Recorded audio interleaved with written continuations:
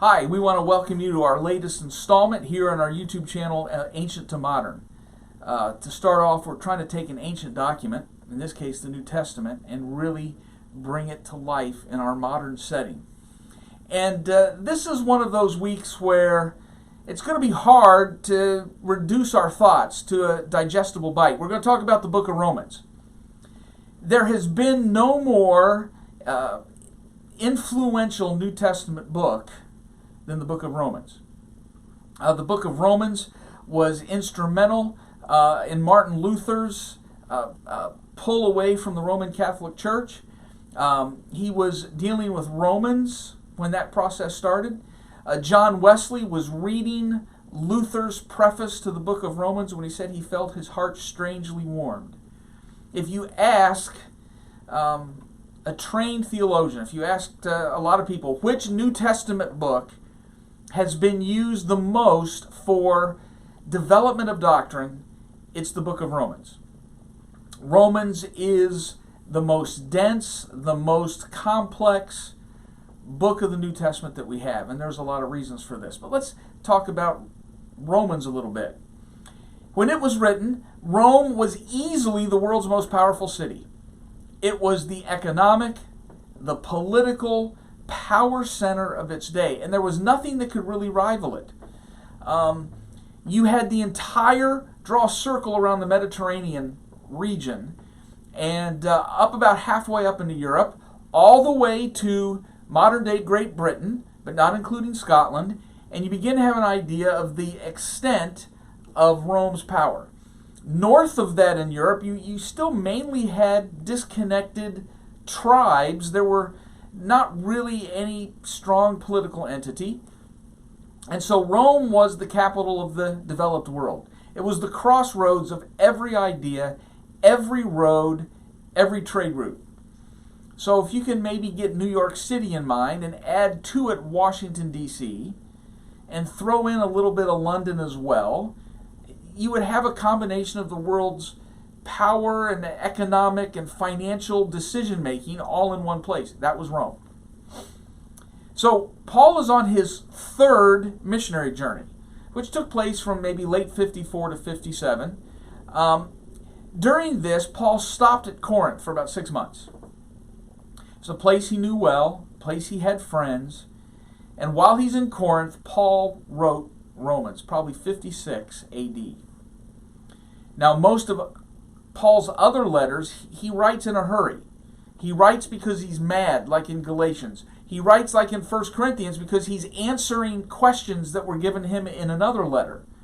But in Rome, in Romans, Paul has all the time in the world to just stop and think through what he wants to do. And so here's what he says his desire is. He wants to introduce himself to the church in Rome. He wants to use Rome as a future base for other missionary trips to modern-day Western Europe, which Paul calls Spain. Now, that does not mean our Spain. It can mean southern France, Spain, Portugal, all the areas those countries cover today were just referred to as Spain in the ancient world. If you travel to those areas, in most towns you'll find a church who claims that their start happened with the Apostle Paul. So we think later in his life, Paul did get to those areas. So a little bit about the area of Rome. In 49 AD, there seems to have been a little problem with the Jewish population. So there's an edict that kicked the Jews out of Rome. And so whatever church was going on in Rome had its Jewish wing removed. And so whatever church existed was Gentile dominated until 54 AD, when that edict was reversed, and undoubtedly some of those Jewish believers returned back to their home. And now the church in Rome had this strong Gentile presence, but this new insertion of Jews. And so there is the potential for the familiar Jew-Gentile conflict in this new church. And so Paul writes to introduce himself, to talk about the message he's used to preaching, and to head off any potential conflicts in the church that's in the most important city in the ancient world. So Paul starts off and he says some very uncomfortable things. And I want us to remember that Paul is not writing a political document. In our day and age, we seem to not even have the ability to have a conversation that's not political. Paul is not tuned in to modern political thought or modern political ideas. He's writing from the perspective of someone representing the new church. And so Paul is really not concerned with what an individual does as much as he is with what the church, the collective body, celebrates and affirms. So let's just start there. So Paul starts off by having some very harsh words for the Gentiles. And what he's saying is, look at how all you Gentile nations live. Look at your practices.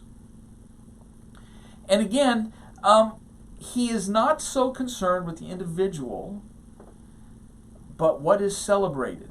Now, in our day and age, we make the mistake of saying, hey, if that's the way I've always naturally been, that's just my inborn nature, therefore it must be celebrated. That was not what Paul thought. Paul thought, wait a minute, what is inside of you naturally might need to be fought against.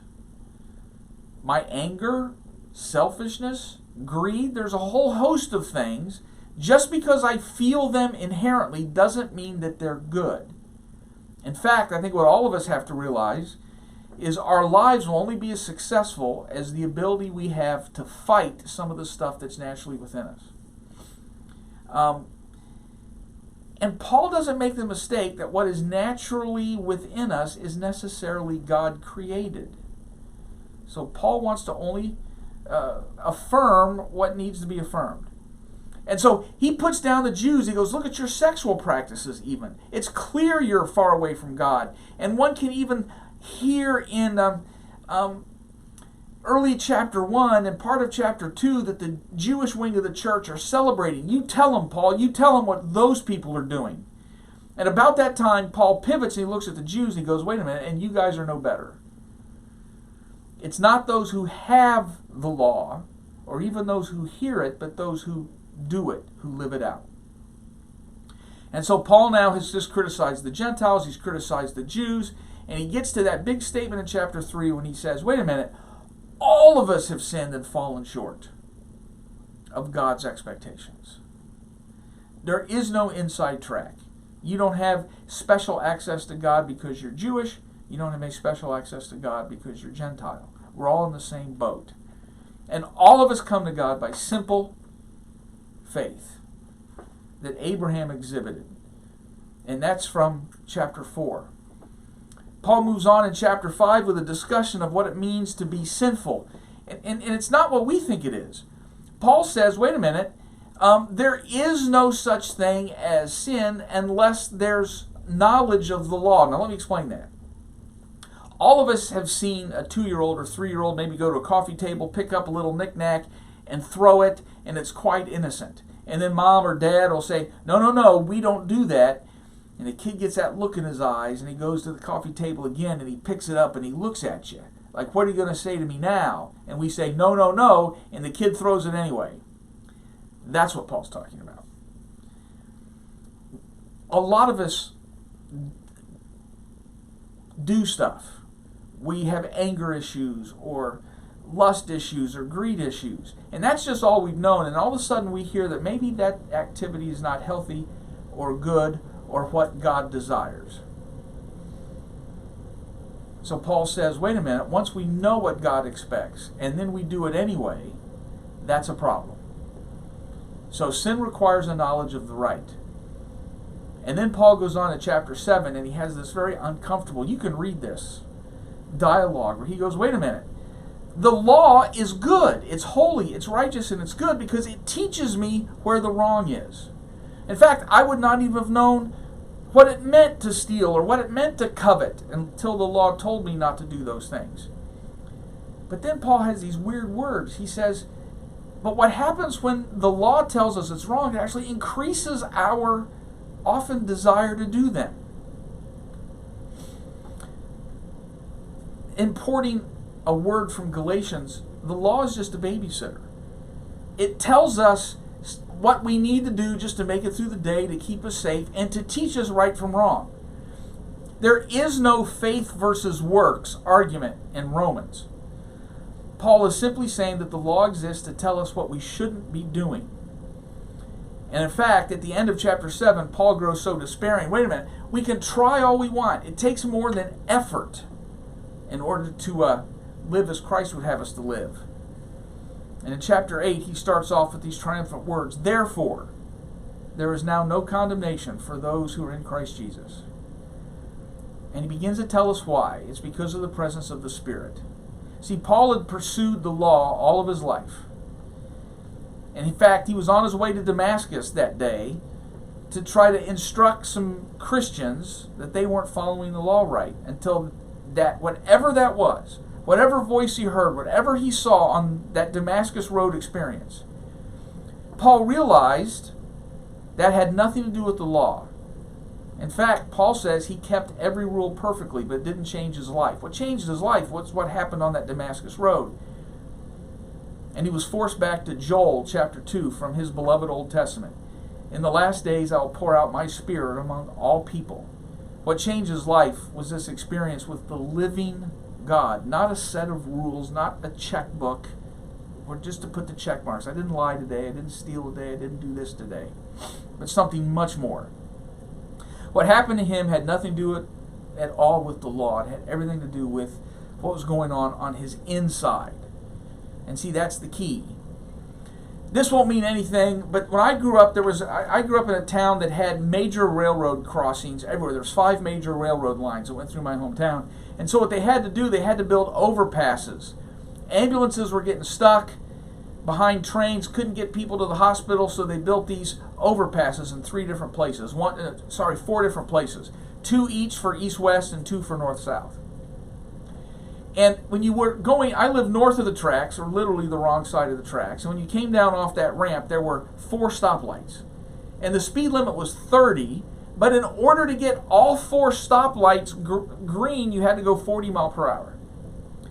But there was a junior high school between the 3rd and the 4th light, which meant you had to go 45 miles per hour, hit the brakes at the school because there was a hedge across the street from the school, and the police would be in that alley hidden by the hedge.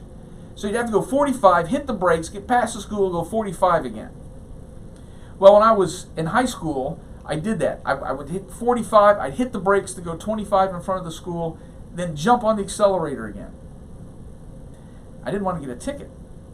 I didn't want to pay the fine. I was scared of having to go home and tell mom and dad that I got a ticket.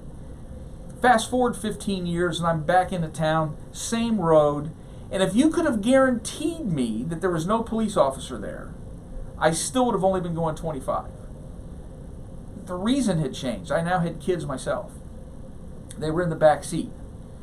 And my desire was if people were driving in front of the school that my kids were at, I would hope they would go slower. What had changed, I was going 25 in both ways, but the first motivation was all self-interest. The second motivation was that self-interest had been replaced by a greater love. I think that's what Paul's trying to go for in Romans chapter 8. And then 9 through 11 are some of the most complex chapters. We're going to spend a lot of time there next week, so I'm going to save most of this till next week. This dividing line between what does God know and when does he know it. A lot of the Christian world uses Romans 9 through 11 as proof that God knows everything that's going to happen. And the foreknowledge of God, that there are those that God has pre-selected for faith, and there are those that will forever, ever, ever be damned, have no chance to have a relationship with God. And they point to Romans 9 through 11 as proof. I don't think people understand it. And so we're going to get into that. But we need to remember a couple big things. What's the issue that Paul is dealing with in Romans 9 through 11? The issue is simply this. His people, the Jewish people, are largely rejecting Christ. The Gentiles, the unchosen, are streaming into the churches. So how we use Romans 9 to 11 to justify the existence of a pre-selected, a predetermined, a predestined group is not being faithful to the text. Because in the text, all the chosen ones are out. The non-chosen ones are the ones that are in. So using that text to justify a pre-chosen group as in is not doing justice to the text. We'll talk about that next week. But Romans 9 through 11 is about many things. It is not about whether there's a group that God has foreordained, has predestined for salvation, while others are forever lost. That's just not in Romans. When you get to 12, 13, that's how to live in light of all this. That's pretty self-explanatory. But I just want to give you a little background information on Rome and some of the main themes that are there, hopefully to kind of bring you a little more knowledge when you get to Romans yourself. Listen, about our page. Hope you like it. If you do, hit like, subscribe to it, but more importantly, interact with it. Leave us a question that we can talk about in future weeks. We'll really deal with it. But glad you joined us, and we'll see you back here again next week.